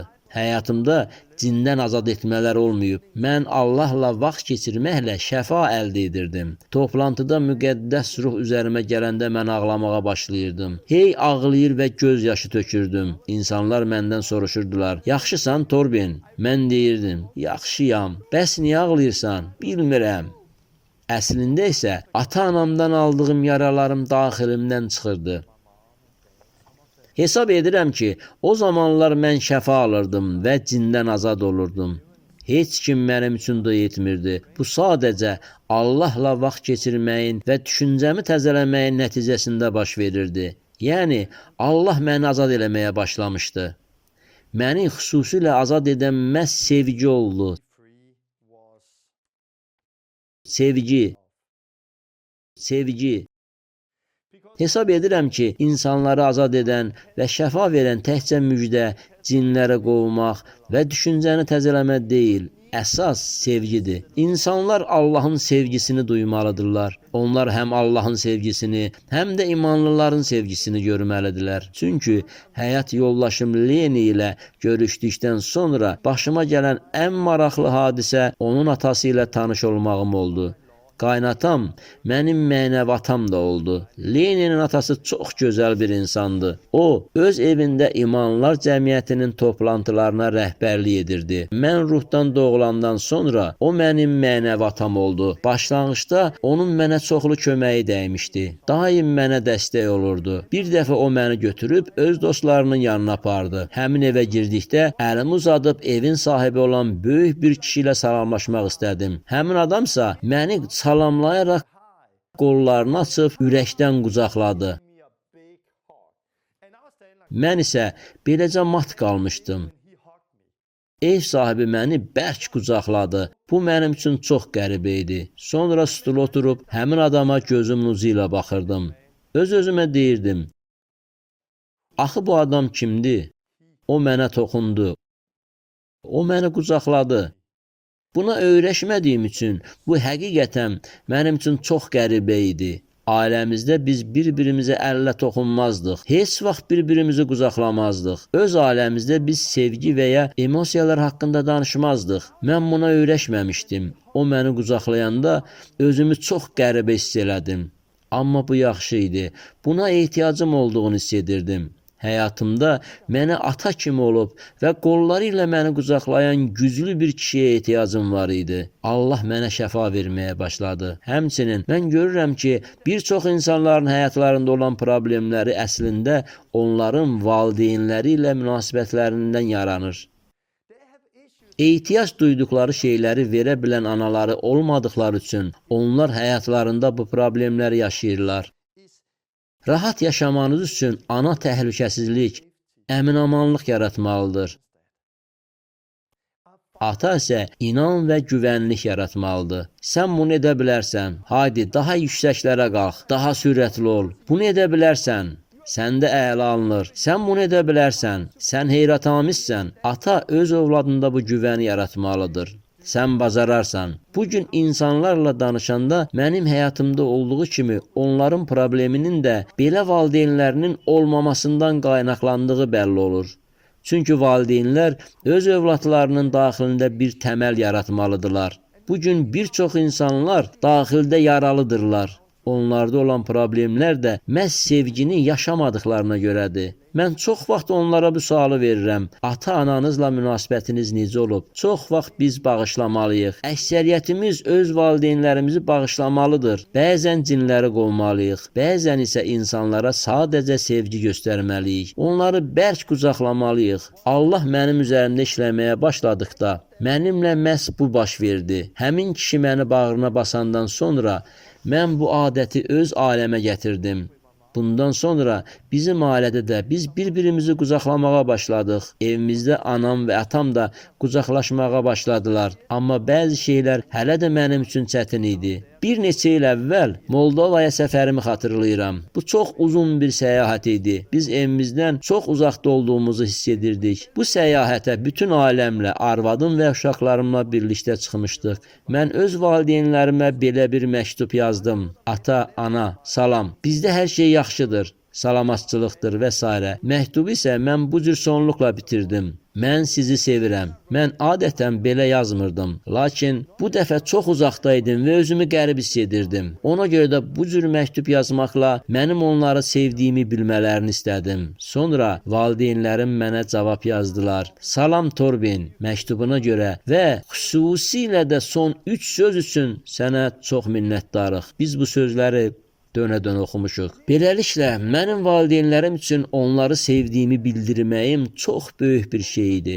Amma evə qayıtdıqda mən bir daha həmin sözləri deyə bilmədim. Bu o qədər çətin idi ki, bu barədə öz-özümdən soruşurdum. Axı nə baş verib? Mən öz valideynlərimi sevirəm. Niyə onları sevdiyimi deyə bilmirəm? Bəlkə də səbəb atamın nə zamansa məni sevdiyini deməməsidir. Allah daxilimdə işləməyə başladı. Xüsusən də son bir neçə ildə bu daha səmərəli oldu. Biz İsa Tədris mərkəzini açdıqdan sonra səyahət eləməyə başladıq. Biz Hollandiyaya ilk dəfə gələndə insanlara əlimizi uzadıb dedik, salam. Onlar isə bizi öpürdülər. Özü də orada adamlar 3 dəfə öpüşürlər. Biz isə bunu öyrəşməmişdik. İlk dəfə bununla rastlaşanda məəttəl qaldıq. Sonra biz başqa ölkələrə getdik. Cənubi Afrikada insanlar hətta bəzən dodaq-dodağa öpüşürdülər. Biz onda belə deyirdik. Salam. Bir dəfə bizə İtaliyalı bir qız gəldi. Mən ona əlimi uzadıb salam dedim. O isə məni öpməyə hazırlaşırdı. Mən isə fikirləşirdim. Neçə dəfə, görəsən İtaliyada 2 yoxsa 3 dəfə öpüşürlər? 1, 2, onlar cəmi 2 dəfə öpüşürdülər. Bir dəfə İsa Tədris mərkəzində biz bir neçə gənclə birlikdə dayanmışdıq. Onlara sual verdim. Öz valideynlərinizə onları sevdiyinizi deyirsinizmi? Gənclər isə belə cavab verdilər. Yox, başqa bir sual verdim. Ailə üzvlərinizi heç qucaqlayırsınızmı? Gənclər yenə də yox cavabını verdilər. Bir çox adamlar belə etmirlər. Bəs mən nə elədim? Oturub elektron postla öz atama məktub yazdım. Ata, səni sevdiyimi söyləmək mənim üçün çox çətindir. Bunun belə olmasını istəmirəm. Sənə bunu bildirmək istəyirəm. Sənin mənə bunu dediyini heç xatırlamıram. Bunu tənqid etmək üçün yazmıram, amma bizim ailədə bu yox idi. Lakin indi mən sənə bunu demək istəyirəm. Səni çox istəyirəm. İstəyirəm ki, sən bunu biləsən. Adətən atam dərhal məktubuma cavab verirdi. Amma bu dəfə yazmadı. Ona görə də bir neçə gündən sonra mən ona zəng edib soruşdum. Ata, məktubumu aldın? Hə, təşəkkür edirəm. Amma cavabında nə yazacağımı heç bilmirəm. Eybi yox, problem deyil. Mən atamı görməyə getdim. Atamın bu zaman artıq 78 yaşı var idi. O vaxt həyatımda ilk dəfə ata və oğul birlikdə piyada gəzməyə çıxdıq və bu barədə söhbət etdik. Atam dedi, Torben, sənin məktubun haqqında demək istəyirəm. Düzdür, ailəmizdə bir-birimizlə qucaqlaşmaq və əllə toxunmaq olmayıb. Mən səni sevdiyimi də heç vaxt deməmişəm. Çünki mənim atam heç vaxt məni sevdiyini deməyib. Mən buna öyrəşməmişəm. Onun bu sözlərini eşitdikdə daxilimdə nə isə baş verdi. Deməli, məsələ valideynlərimin məni sevmədiklərində deyil. Onlar bunu mənə necə deyəcəklərini bilmirdilər. Onlar özləri də öz valideynlərindən belə görmüşdülər. Amma indi əsl azadlıq var. İndi bu dərsə baxan bir çoxlarınızın bu problemi var. Mən bu haqda danışanda artıq bəzilərinizə sözlərim toxunub. İndi siz düşünürsünüz. Hə, bu elə mənim barəmdədir. Mənim nə atam, nə də anam belə etməyib. Biz Allah barəsində danışanda çox vaxt nə edirik? Biz deyirik, Allah bizim atamızdır. Lakin sonra biz Allahı insan səviyyəsinə indiririk. Atanız çox vaxt yanınızda olmayıb, sizi incidib, sizi döyüb, öz övladına vaxt ayırmayıb. Buna görə də siz indi belə fikirləşirsiniz. Ata Allah da belədir. Onun bizim üçün vaxtı yoxdur. O bizi cəzalandırır və heç sevmir. Halbuki İsa deyir, siz çox pis olduğunuz halda öz övladlarınıza yaxşı hədiyyələr verməyi bilirsinizsə, göydə olan atanın ondan diləyənlərə müqəddəs ruhu verəcəyi nə qədər yəqindir. İsa deyir ki, biz pis adam olduğumuz halda xeyirxahlıq edirik. O zaman göylərdə olan Allah, yer üzərində olan istənilən atadan daha qüdrətli, daha mehriban, daha saf və daha böyük məhəbbətlə sevən bir atadır. Biz heç vaxt Allahı insan səviyyəsinə indirməməliyik. Onun yer üzündəki atamız kimi olduğunu təsəvvür etməməliyik. Mən indi demək istəyirəm ki, öz valideynlərini bağışlamağa ehtiyacı olan çoxlu insanlar var. Onlar belə deyə bilər, valideynlərim məni çox incidiblər. Onlar mənə ehtiyac duyduğumu verməyiblər. Bəli, onları bağışla. Bağışlamaqda çox böyük bir qüdrət var. İsa çarmıqda olarkən dedi, ata, onları bağışla, çünki nə etdiklərini bilmirlər. Əlbəttə biz deyə bilərik. Onlar nə etdiklərini çox yaxşı bilirdilər. Onlar onu çarmıxa mıxladılar. Amma onlar bilmirdilər. Çünki İsanı çarmıxa çəkən adamlar heç də azad deyildilər. Onlar Romalıların təsiri altındaydılar. Onlar qorxunun təsiri altındaydılar. Həmçinin onlar böyük yalanların təsiri altındaydılar. İsa'nın kim olduğunu bilmirdilər. Əks halda onlar bunu etməzdilər. Onlar başqalarının təsiri altına düşərək bunu etdilər. Eynilə sizin ana və atanız da, ətrafımızdakı insanlar da, məktəbdə bizi lağa qoyanlar da, bizi ələ salan, əşyalarımızı oğurlayanlar da, başqa pis əməl edənlər də. Biz onları bağışlaya bilərik. Çünki onlar nə etdiklərini bilmirdilər. Atanız və ananız azad olsaydılar, bu dünyada olan günahın təsiri altında olmasaydılar, öz uşaqlıq illərini sevgi ilə, istiqanlı, mərhəmətli yaşasaydılar, onlar tam azad olsaydılar, sizə başqa hissləri bəxş edərdilər. Amma insan özünün malik olmadığı bir şeyi heç vaxt verə bilməz. Mən deyərdim ki, bu şəfanın vacib bir hissəsidir. Bu azad olmanın vacib bir hissəsidir. Yəni Məsihin bədəni olan imanlılar cəmiyyəti bir ailə olmalıdır. İnsanları qəbul etməlidir. Qucaqlayıb bağrına basmalıdır. İmanlılar cəmiyyəti bir ailə olmalıdır. Biz bədənin və ya imanlılar cəmiyyətinin üzvləri deyilik. Biz bir ailəyik və biz bir-birimizi sevirik. Başqa şeylərin heç bir əhəmiyyəti yoxdur. Mən nə oxumağı, nə də yazmağı bacarmırdım. Mənim çoxlu problemlərim var idi, amma Allah məni azad elədi. Atam yadıma gəldiyi qədər heç vaxt məni sevdiyini deməmişdi. Nəticədə qəlbim yaralanmışdı. Anam da eynilə bu da qəlbimi yaralanmışdı. Amma Allah məni azad elədi. İndi mən çoxları üçün ata olmuşam. Xüsusilə də gənc oğlanlar, gənc qızlar üçün ata olmuşam. Bəzən çox danışmağa heç ehtiyac yoxdur. Bəzən onları sadəcə qucaqlamaq lazımdır. Mən indi dərsi bitirmək istəyirəm. Bizim cinləri qovmaq səlahiyyətimiz var. Biz bir kəsdə cinin olduğunu görəndə sadəcə onu qovub çıxartmalıyıq. Çoxlu biliyə ehtiyac yoxdur. Ancaq bəzən səbəb heç də cin olmur. Bəzən problem düşüncəmizin təzələnməsi ilə həll olunur. Bəzənsə müjdə ilə. Lakin çox vaxtsa sevgi ilə. Məhəbbət çox günahı örtər. Gəlin, ailədə yaşayın, sevgini yaşayın. Çox vaxtda insanlardan soruşuram. Sən kimsən? Sənin yükün nədir? Səni bu hala salan nələrdir? Sən bu təlimi eşitdin. Bəs səni indiki vəziyyətə gətirən nədir? Bəs sənin hekayən necədir? Bəziləri deyəcəklər, ah mənim anam, yaxud atamla problemlərim var. Bir neçə il əvvəl bir dostumu itirmişəm və hələ də əzab çəkirəm. Məktəbdə məni lağa qoyurdular. Bu da həyatımda günaha səbəb oldu. Artıq neçə ildir mən bu günahın içində yaşayıram. Heç vaxt bundan azad ola bilmirdim. Mənimsə xəstəliklə bağlı problemim var. Həyatımda başqa problemlər var. İnsanların hekayələrini dinlədikdən sonra artıq siz biləcəksiniz. Müjdədənmi başlamaq gərəkdir? Düşüncənin təzələnməsindənmi başlamaq gərəkdir? Yoxsa cinləri qovmaqdanmı başlamaq gərəkdir? Bəlkə də bunların hamısını eyni zamanda başlamaq lazımdır. Bəlkə onlar öz valideynlərini bağışlamalıdırlar. Bu halda biz onlar üçün dua etməliyik. Hər hansı bir incikliyin, bağışlamama ruhunun və digər ağrıların onları tərk etmələrini əmr etməliyik. Sonra onlar ağlayırlar. Biz isə onları qucaqlayırıq. Onda azadlıq və şəfa gəlir. Bir neçə gün əvvəl mən bu barədə danışmışdım. O zaman hönkür-hönkür ağlayaraq diz çökən və yerə sərilərək azad olan insanlar var idi. Çox vaxt onlarda nəsə başlayır. Məsələn, mənim anam xəstələnəndən sonra uzun illər ərzində ağlaya bilmirdim. Ancaq müqəddəs ruh üzərimə gələndə mən elə hey ağlayırdım. Şəfa almağım və bütün bunların məni tərk etməsi üçün bir neçə ay lazım oldu. İnsanın həqiqətən azad olduğunu necə görə bilərik? Bəzən biz özümüzə bu cür sual verə bilərik. Bəlkə mənə azad olmaq lazımdır. Problemimiz diqqətimizin mərkəzində olmamalıdır. Biz düzgün işlər görməyə diqqət yetirməliyik. Ancaq bəzən nəyisə üzə çıxır. Bu zaman biz onunla məşğul oluruq. Bu barədə dua edirik.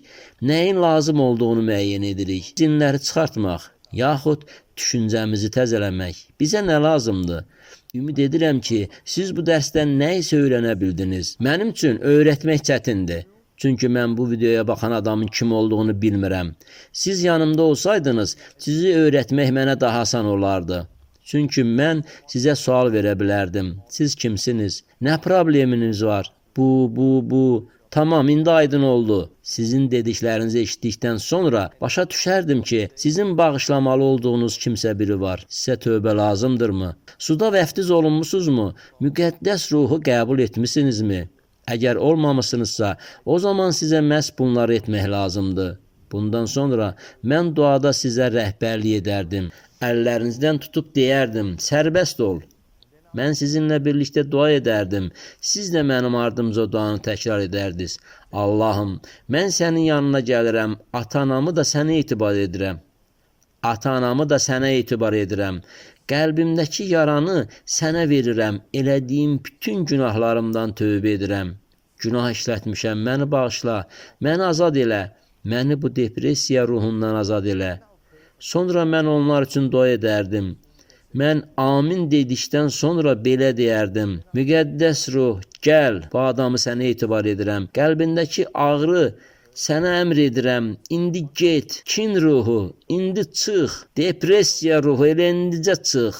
Zəiflik ruhu, elə indi çıx. Çox yemək ruhu, sənə əmr edirəm. Ondan çıx, ağrı, elə indi çıx. Həmin ruha müraciət edib sözünüzü deyin. Çox vaxt azadlıq öskürəklə gəlir. Ona görə də gözlərinizi açıq saxlayın ki, cinlər təzahür etdikdə onları görə biləsiniz. Həmçinin nələr baş verdiyindən də daim xəbəriniz olsun. Bəzən azadlıq sadəcə olaraq dərindən bir ah çəkməklə gəlir. Sonra deyin, müqəddəs ruh, onları doldur. Yaxşısı cəhd etmənizdir. Ən pisi isə bu təlimi eşitdikdən sonra bu sözləri deməyinizdir. Yox, bu mənim üçün həddindən artıq çətindir. Amma sadəcə bunu edin. Edərək təcrübə toplayacaqsınız. Növbəti dərsi bir neçə həftədən sonra keçəcəyəm. Çünki mən İsrailə və İordaniya gedəcəm. Sonra isə Pionerlər Məktəbinin növbəti dərsini keçəcəyik. Bu dərslə bağlı hər hansı bir sualınız olsa yazın. Növbəti dərsin əvvəlində mən onlara cavab verə bilərəm. Ümid edirəm ki, bu təlimdən özünüz üçün lazımlı şeylər əldə etdiniz. Bizim səlahiyyətimiz var. İndi isə mən sizin üçün dua etmək istəyirəm. Siz xəstəsinizmi? Ağrıyan yerinizə əlinizi qoyun. Əgər ürəyiniz ağrıyırsa, əlinizi ürəyinizə qoyun. İndi mən sizin üçün dua edəcəyəm. Əgər sənə ağrı verən insanları bağışlamalısansa, bağışlamağa qərar verin. Bu barədə elə indicə ürəyinizdə qərar verin. Mənimlə birlikdə bu cür dua edin. Mən onları elə indi bağışlayıram. Mən öz valideynlərimi bağışlayıram. Öz atamı və anamı bağışlayıram. Onların etdikləri və etmədikləri işlərinə görə onları bağışlayıram. Qəlbimdəki ağrını buraxıram. Mən bunların hamısını götürüb sənə verirəm. İsa, həmçinin dua edirəm ki, Allah öz müqəddəs ruhu ilə gəlsin. Əgər sizin daha çox azad olmağa ehtiyacınız varsa, bizim xəritəmizə baxın. Sizə yaxınlığınızda olan bir nəfərlə görüşmək lazımdır ki, sizə xidmət etsin. Beləliklə mən dua edəcəm. Allahım, bu təlimə görə sənə şükür edirəm. Təşəkkür edirəm. Çünki İsa'nın adı ilə bizdə azadlıq var. Elə indi xəstə olan insanlar üçün dua edirəm. İlahi, azadlıq üçün dua edirəm. Azadlıq, gəl. İsa'nın adı ilə elə indi azadlıq, gəl. Ana və atadan, məktəbdə sataşan insanlardan aldığı acılara, həyatdakı pis təcrübələrə görə olan yaralara və qəlbdə olan ağrı ruhuna getməyi əmr edirəm. Kin ruhunu əmr edirəm, indi çıx. Dərhal İsa'nın adı ilə. Mən bu ağrı ruhuna deyirəm, indi dərhal çıx. Xəstəlik və buna səbəb olan natəmiz ruha əmr edirəm. İndi bu adamı tərk elə. İsa'nın adı ilə azadlığı və həyatı elan edirəm. Ey cin, sənə əmr edirəm, indi çıx. Natəmiz ruh, indi çıx. Zəiflik ruhu, indi İsa'nın adı ilə çıx. Zəiflik ruhu, indi İsa'nın adı ilə çıx. Sənə deyirəm, depressiya ruhu, qorxu ruhu, indi İsa'nın adı ilə çıx. İsa'nın adı ilə azadlığı elan edirəm. Shilo dokoski salabada kaska saladada kaska salad. Ey Allahım, indi müqəddəs ruhunla gəl. Gəl və bu insanı doldur. Ya Rəbb, müqəddəs ruhunla gəl. Əgər onların müjdəyə ehtiyacı varsa, onlara tövbə edib vəftiz olunmaq lazımdırsa, o zaman müqəddəs ruh gəl. Müqəddəs ruh insanları istiqamətləndir. Onların gözlərini aç. Müqəddəs ruh, gəl və onlarla danış. Elə indicə onlara toxun. İsa'nın adı ilə dua edirəm. Amin. Ümid edirəm ki, siz bu dərsdən lazımlı şeylər əldə etdiniz. Bu bir qədər uzun dərs oldu. Çoxlu məlumat da var idi. Bu təlimi həqiqətən başa düşmək və özünüzü onunla doldurmaq üçün dərsi təkrarən izləməkdən çəkinməyin.